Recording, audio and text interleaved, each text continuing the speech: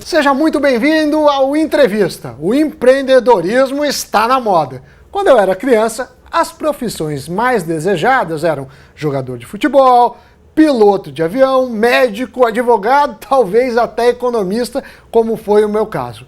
Mas hoje em dia, quase todo mundo quer empreender. Com uma infinidade de tecnologias à disposição, uma boa ideia, trabalho e até um pouco de sorte, é possível transformar essa ideia num bom negócio. E é justamente sobre isso que eu vou conversar com meu colega da Fundação Getúlio Vargas, o professor Newton Campos. Obrigado pela sua presença e já começo a primeira pergunta mostrando o seu livro que chama O Mito da Ideia. E aí vem uma dúvida. Toda ideia pode se transformar em um bom negócio? Como funciona esse processo? Olha, o empreendedorismo, como você bem disse, está na moda, né? E não é só no Brasil, é no mundo inteiro. E vários mitos surgiram em torno dessa grande moda, né? Várias coisas que as pessoas acreditam que é verdade, mas não necessariamente é verdade.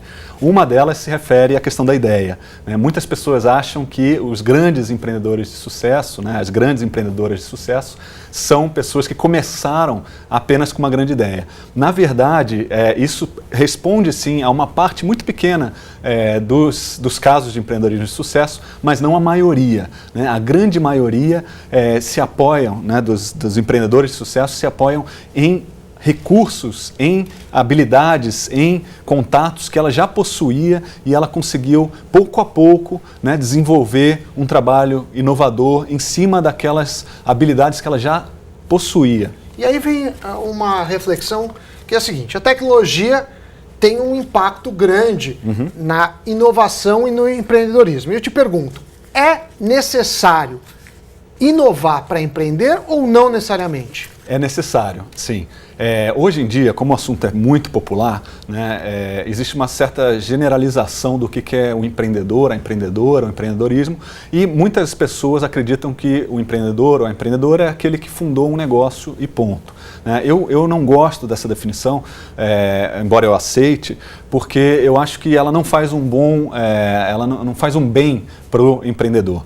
A inovação, o papel da inovação no processo empreendedor é extremamente importante, justamente porque permite que nós possamos diferenciar aquelas pessoas que têm um negócio próprio, né, uma empresa tradicional própria, daquelas que estão fazendo coisas novas, né, mesmo que tendo partido de algo tradicional. Né? Então, os empreendedores, em geral, são aqueles que normalmente partiram de algo muito comum, uma empresa muito comum, e em cima daquela operação conseguiram desenvolver algo inovador. Então, a inovação está totalmente atrelada ao processo de empreendedorismo. Então, quer dizer, não é todo empresário que é empreendedor. Mas dá para fazer uma linha clara entre empresário e empreendedor. Mas uma coisa que talvez você esteja pensando é o seguinte: eu preciso descobrir uma nova tecnologia para empreender. E isso que eu te pergunto, Newton. É importante descobrir uma tecnologia ou não necessariamente? Olha, é importante inovar, tá? Às vezes essa inovação se dá com o apoio de tecnologia, às vezes não. Pode ser um novo processo. O que acontece é que com a popularização das novas tecnologias, né, com o uso cada vez maior das novas tecnologias e com a facilidade de desenvolver novas tecnologias, mais pessoas se sentem ou se enxergam empoderadas, né, para tentar inovar. Né, uma pessoa que vê uma empresa tradicional, né, acumulando riqueza, fazendo dinheiro com uma atividade que ela olha e fala: poxa, mas com aquela tecnologia que eu vi outro dia, eu poderia fazer isso de uma forma muito mais rápida e prática. Né? Então essa pessoa se sente apta e capaz a inovar. Então vamos dizer assim, essa difusão do empreendedorismo pelo mundo a partir dos anos 90, 80 e pouco, 90, se dá justamente pelo maior acesso à tecnologia por parte das pessoas. Você falou de processo. Você tem algum exemplo do que seria uma inovação de processo? Qual que é um bom exemplo de uma empresa que não descobriu uma tecnologia nova, mas reinventou o processo? Olha, um exemplo clássico, né, é o McDonald's, né? Então você pode pegar empresas, muitas dessas que hoje são franquias, né, que oferecem a opção de franchising no mundo inteiro, muitas tendem a inovar justamente organizando cadeias de produção, organizando processos, uma maneira de fritar algo, né, uma maneira de empacotar algo, etc., que não necessariamente requer tecnologia. E você tem algum exemplo de uma empresa que não inovou na tecnologia, mas viu numa tecnologia já existente a possibilidade de desenvolver uma ideia que não seria desenvolvida se essa tecnologia não existisse? Também podemos ver vários casos desse, né? Outro caso clássico é o da Apple, a empresa de computadores, né? A questão do smartphone, do iPhone, né? Ele foi baseado em uma série, no conjunto de uma série de tecnologias que já existiam. Né? Não foi aquelas tecnologias do touchscreen, né? Dos próprios aplicativos, etc., já eram conceitos que já tinham sido desenvolvidos. O que eles conseguiram fazer foi, de certa forma, reorganizar essas tecnologias de maneira que fosse, né, útil, percebida como útil pelo usuário, pelo público. Uma das coisas que eu mais vejo as pessoas falando quero fazer uma startup, ou essa empresa é uma startup. Vou começar perguntando, defina pra gente startup, quero a definição de um professor. Tá bom. Olha, é verdade, muitas pessoas confundem, né, da pequena empresa com a startup. A startup, ela se diferencia, sim, das demais pequenas empresas. Por quê? Porque a startup, ela é uma pequena empresa, mas que já nasce com o sonho de se tornar grande. Ela já nasce com o desejo de se tornar grande. Eu te dou um exemplo, tá? De um número que eu li recentemente nos Estados Unidos, né? Cerca de 90% ou mais dos novos empresários, ou seja, das pessoas que abrem um negócio, têm o sonho de que esse negócio se torne grande no futuro, né? Ou seja, esse é o normal. O padrão é uma pessoa abrir uma empresa para cumprir uma determinada função, mas não necessariamente para que essa empresa se torne uma grande empresa. Os fundadores das startups se diferenciam. Por quê? Porque esses sim, embora sejam empresas pequenas, já desde o primeiro dia de trabalho, da primeira equipe de trabalho, já estão pensando em como se tornar uma grande empresa. E normalmente, por isso que nós associamos muito startup com tecnologia, normalmente a maneira que eles vão utilizar de conseguir fazer esse crescimento rápido, né, é através da exploração, o uso de uma tecnologia. Então, vamos supor que você aí que está em casa nos assistindo tem uma ideia. Você fala, acho que eu tenho uma grande ideia. Uhum. Que perguntas a pessoa deve se fazer para ver se é uma startup ou se é uma empresa que pode até existir, mas ser pequena, ou eventualmente nem justifica? O que a ideia, você tem que fazer o advogado do diabo contra a sua ideia antes de ir para o mercado? Olha, eu conto uma história no livro, né, que eu acho que se aplica a esse caso, que foi um ex-aluno meu que me procurou um dia e falou, professor, estou querendo largar tudo, né, e montar o meu próprio negócio. E eu imaginei, né, falei, conhecendo o aluno, falei, acho que ele vai abrir um negócio mais ou menos nessa área, né, nesse setor e tal. E aí, na hora que ele foi, né, nós fomos almoçar, na hora que ele foi me contar o projeto, ele parou e falou, olha, eu não posso te contar assim, você precisa assinar esse contrato dizendo que você não vai contar essa ideia para ninguém. Então essa história inclusive me inspirou o título do livro, né? Porque eu falei, poxa, para que eu vou assinar, né? Eu vejo alunos me contando ideia todo dia, por que a sua vai ser diferente, né? Não, é que a minha é especial, eu vou ficar rico com essa ideia.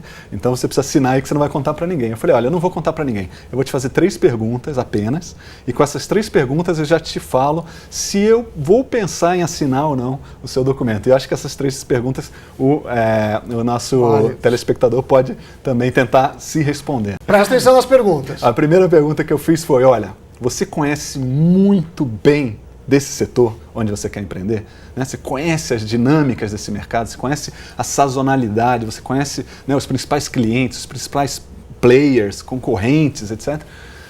Aí ele ficou assim e falou, olha, não conheço, é uma área nova para mim, eu estou aprendendo. E falei, olha, isso já requer que pensemos, né? Porque como é que você sabe se o que você está propondo realmente é tão inovador como você imagina? Né? As pessoas especialistas nessa área vão poder te dizer. Mas, enfim, tudo bem, vamos continuar a explorar. Essa foi a primeira pergunta. Essa é a primeira.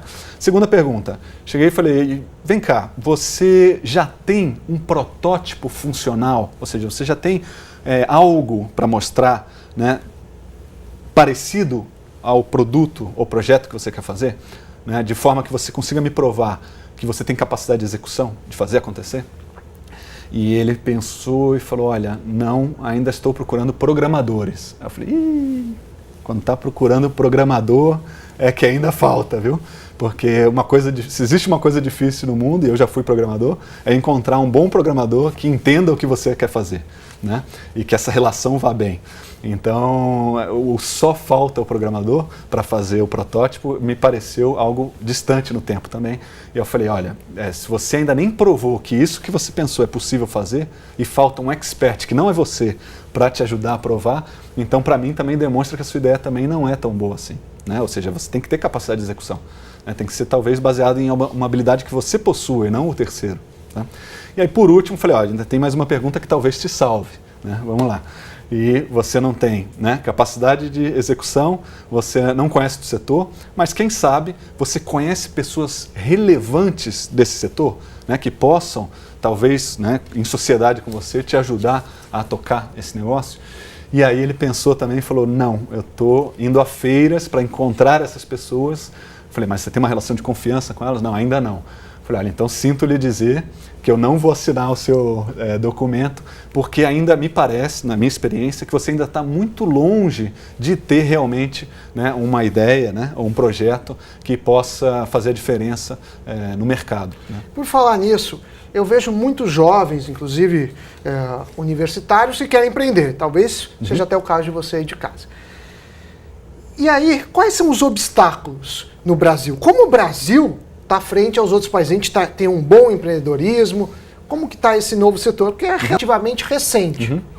Olha, tem dois pontos aí que eu acho que tem um certo equilíbrio no caso do Brasil. Tá? Eu gosto de estudar esse assunto no mundo inteiro, eu viajo o mundo inteiro falando, estudando esse assunto. E no Brasil eu noto uma coisa interessante. Primeiro, que existe uma grande disposição das pessoas em empreender, ou seja, em tentar procurar aquela inovação, né? Tentar desenvolver algo inovador. Então existe uma predisposição grande na população. Muitos países do mundo não contam com uma população com essa vontade e predisposição, então isso é uma vantagem que nós temos como país. Mas, por outro lado, a quantidade de obstáculos, né, que os nossos empreendedores têm aqui é bastante alta também. Lembrando que na grande maioria dos países emergentes do mundo, né, se nós pensarmos mesmo em grandes economias como Índia, como China, etc., também existem grandes obstáculos, ou seja, também não é uma coisa apenas do Brasil. Eu diria que no caso específico do Brasil, uma parte que prejudica muito e atrapalha muito o processo empreendedor no Brasil são as questões tributárias, né? É a questão, o arcabouço jurídico dos impostos brasileiros são muito complicados, são considerados um dos mais complicados do mundo, e isso atrapalha muito o empreendedorismo no Brasil. Obrigado, Newton. O programa de hoje fica por aqui. Obrigado pela sua companhia e lembro que todos os episódios das entrevistas estão disponíveis no Futura Play. Até a próxima e tchau, tchau.